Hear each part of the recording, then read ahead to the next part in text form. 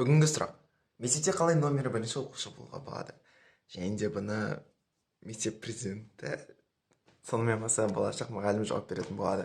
Сәлем достар, барлықтарына жаңа жыл сіздерге 2024 жыл келуімен құттықтаймын. Біріншіден, екіншіден дәл осы жыл сіздер үшін максимально тұрғыда пайдалы жыл болсын. Өзіміздің арманымызға қарай жақындататын, өзіміздің арман мақсатымызға дейін үлкен бір жол ашып беретін жыл болсын.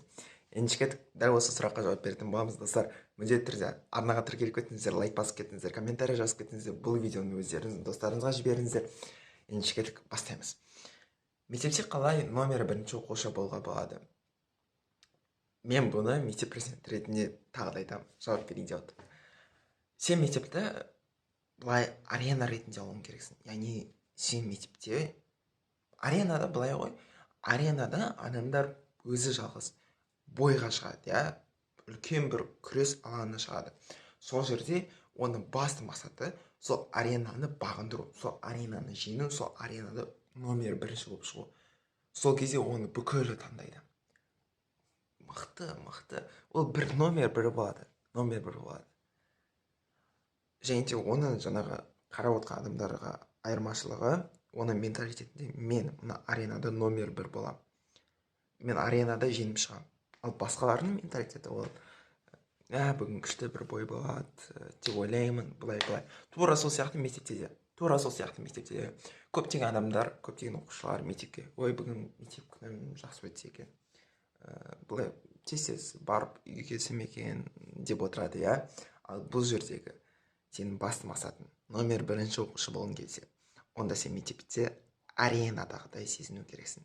Мектеп арена болу керек. Сен ол жерде номер бір болып шығуың керексің. Соңғы кезде сенің ойын, мен мектепке қызық үшін барам, былай емес. Сен мектепте, мен қазір мына сабақтан жатырып шығам, мен қазір мына жерде номер бір болып шығам, мен қазір мына жерде бүкілін ұтып, бүкіліне өзімнің ойымды айтып, просто жарып шығам сабақты. Мен өзімнің сыныптастарыма көмектесем, мен өзімнің достарыма көмектесем, мен барам бүкілмен амандасам, мен өзім уверенно сезінемін, мен өзімді сенімді, салмақты сезінемін деп баруың керексің. Сол кезде барасың сен, бүкілін, жаңағындай өзіңді сенімді адам ретінде көрсетесің, проекттеріңді жасайсың, сабағыңды былай оқисың. Одан кейін сен кәдімгідей өзіңді аренада сезінгенде кейін сен номер бір болады. Сені мұғалімдер сыйлайды, сені оқушылар сыйлайды, сен өзің аренадасың, таза аренадасың. Және де бұл сені бұндай менталитетпен барсаң, біздегі менталитеттер енді дұрыс емес, бірақ егер де дәл осындай менталитетпен барсаң, ұтушы адамның менталитетінде барсаң, чемпионның менталитетінде барсаң, онда сен мектеп арқылы болашағына көпір саласың, шынымен де көпір тұрғыздыра аласың. Және де плюс бұл жерде бір кеңес, мектеп парламенті деген арнайы ұжымдар бар, сол ұйымға кір, ол жерде проекттерін жаса.